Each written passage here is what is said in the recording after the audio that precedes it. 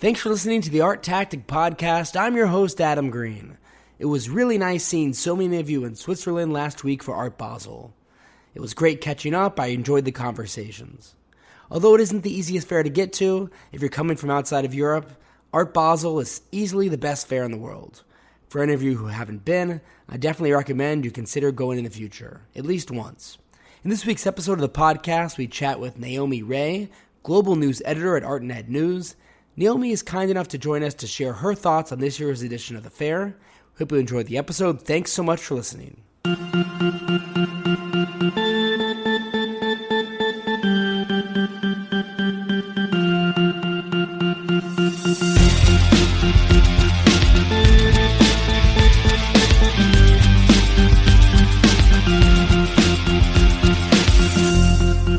Naomi, thanks so much for coming on. Thanks for having me on, Adam. Absolutely. So before we dive into the actual fair, I'm curious your thoughts about Art Basel standing in the art fair and art world calendar as the art calendars become more full than perhaps ever before with so many fairs, auctions, shows.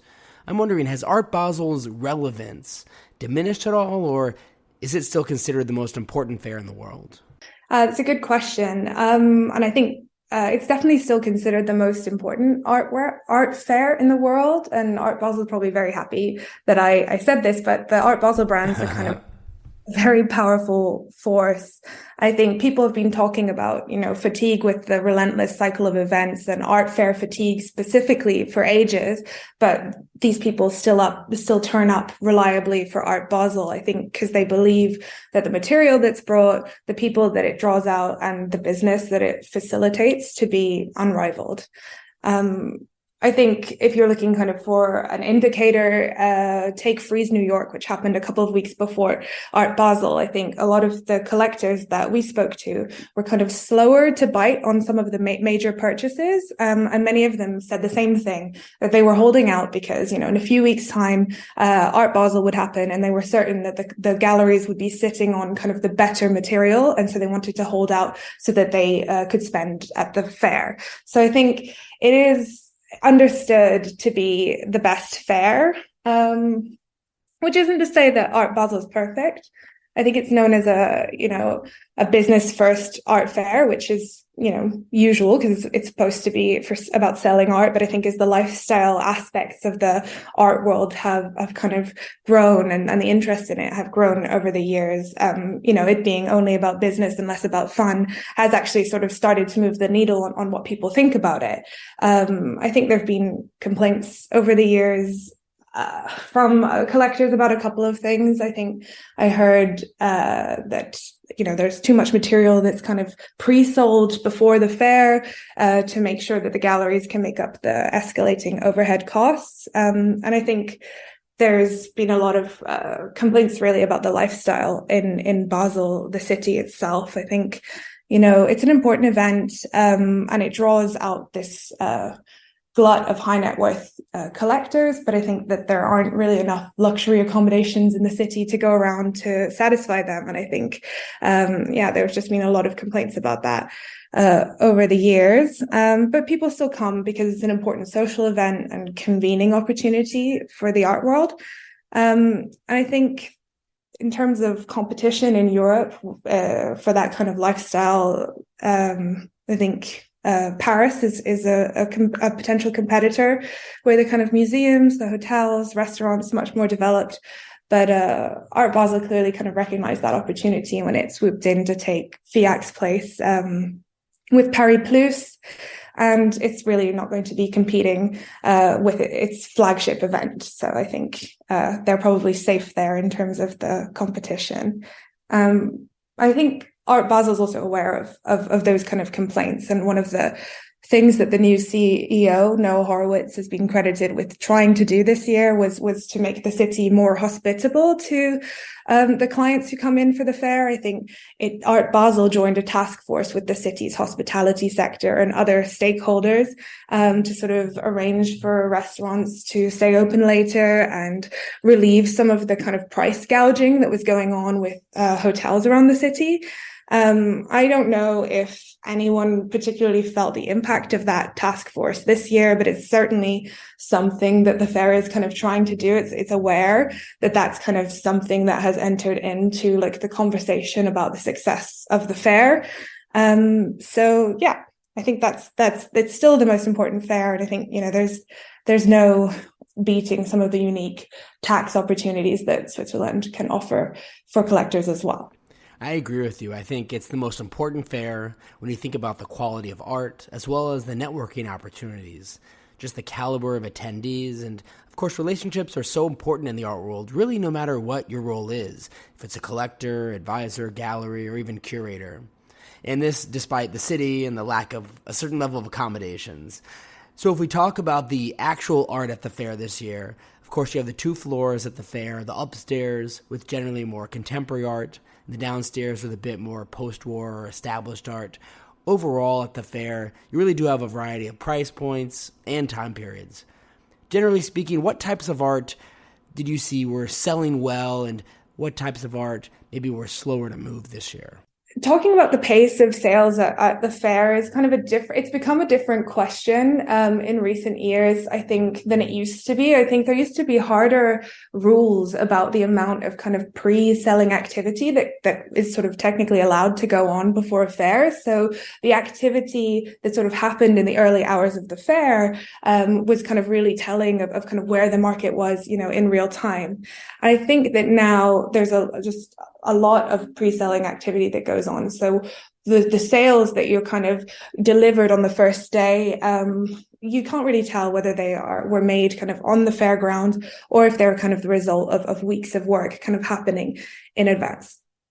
But generally speaking, I think the majority of the sales that were reported on the first day were for contemporary artists selling below the $500,000 mark. So straight off the bat, there were kind of announcements from galleries about sales of young artists whose auction markets are on the rise, such as Lucy Bull, who David Kordansky sold a painting for between $100,000 and $150,000.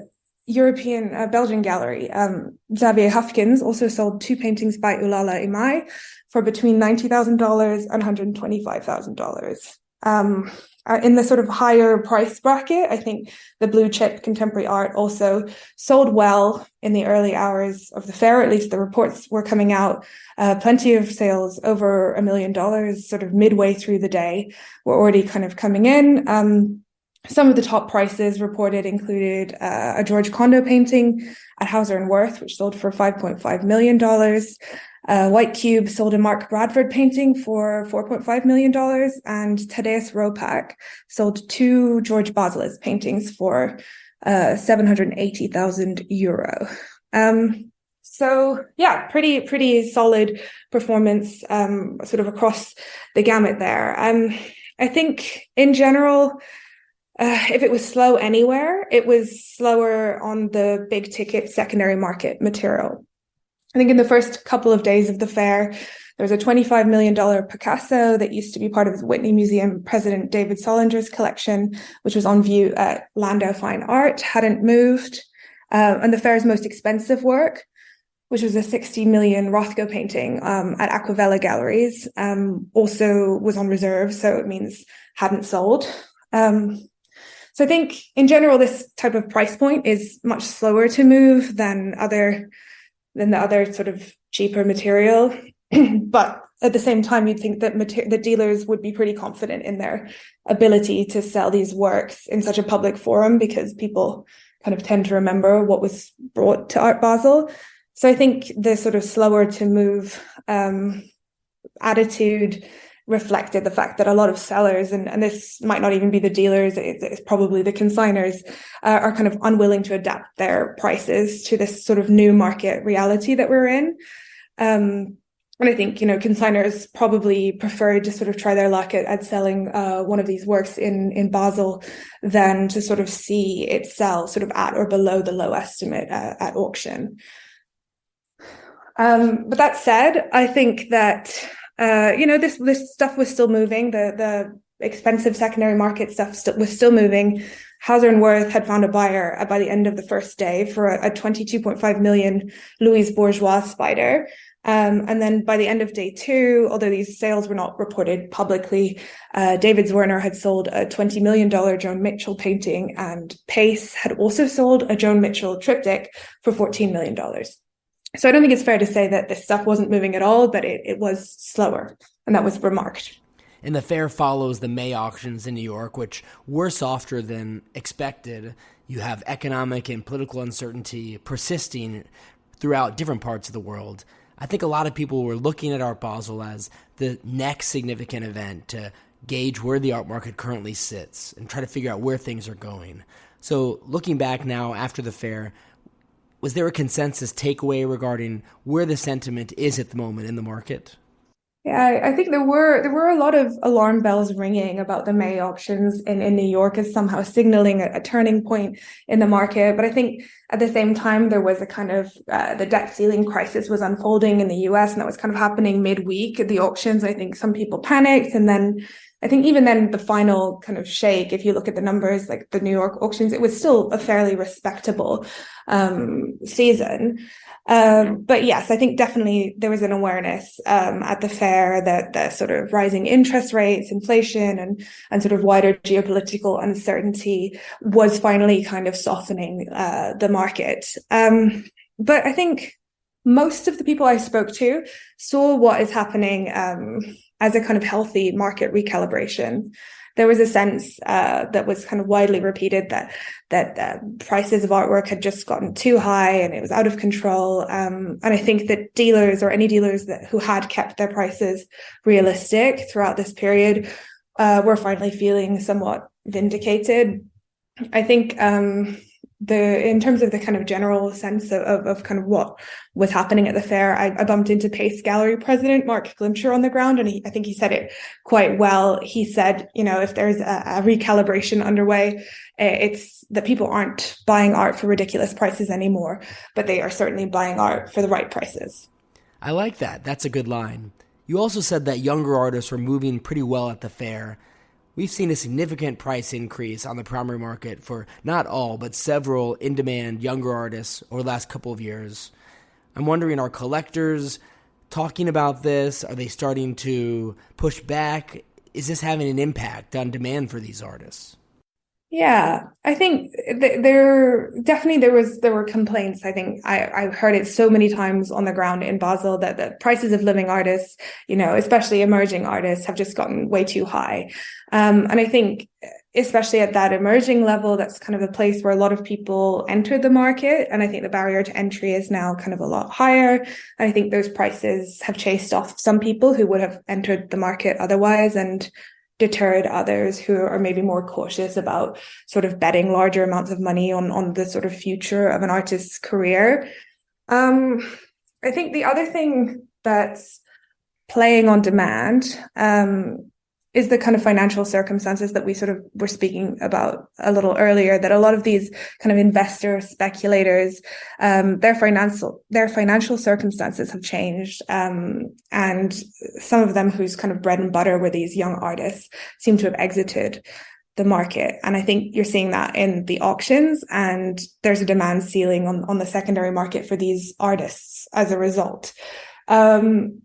But it doesn't really seem that there's a demand ceiling on the primary market, especially for artists like someone like Chase Hall, whose auction market is kind of, on the upswing. I think the demand is still outweighing supply for kind of these hottest young artists, and there are long wait lists for access. Although these long wait lists might have gotten a little shorter, and, no gallery is going to tell you that. But I think what a few, collectors and advisors told me on the ground is that they had noticed kind of there was a bit more leeway on the negotiation front when it comes to sort of trying to access some of these artists who they might not have had any sort of foot in the door with, 20 months ago. I think that the way they observed this changing was that galleries who had sort of hitherto been attaching kind of restrictions or conditions to the sales of these artists, such as BOGO, which is this condition that a gallery must buy two works and donate one of them to a museum. Or if a gallery wants, or if a collector wanted access to one of these hot young artists, they must also buy into the program for a less popular artist. I think there was kind of a sense from like quite a few advisors on the ground that there was a little bit less of that going on, and a kind of return to a focus on sort of making the sale. I think a few advisors said that they were having to make sort of less of a case for their clients, and that the owners of the galleries weren't necessarily sort of having to approve every single sale. So I think you can say from that maybe there's like a little less froth in that sort of segment of the market, if not necessarily a drying up of demand. And so as we look ahead, we have a little bit of a slower time during the summer in the art market, which happens each year. I'm curious, what are the next few events you'll be looking at to see how the market's doing? Well, as we speak, the London summer sales are beginning, and I think I'm curious to watch the performance of some of these younger artists on the secondary market, and see if kind of what I sort of am getting a sense for at Basel is sort of holding out. And then I think for me, I'm based in London, so I mean, I'm sort of looking forward to Frieze in London and the London October sales, and then I'll be going to Paris for Paris Plus before the fall sales in New York. Naomi, thanks so much again for coming onto the podcast and helping us recap this year's edition of Art Basel. We really appreciate your valuable perspective on things. And if our listeners don't already, they should definitely check out your writing in Artnet News, as well as your colleagues. And you're also on social media, often talking about the art world. Where can we find you there? Yes, I'm most active on Instagram. My handle is at Naomi K. Rea. Perfect. Thanks again, Naomi. Great. Thanks, Adam.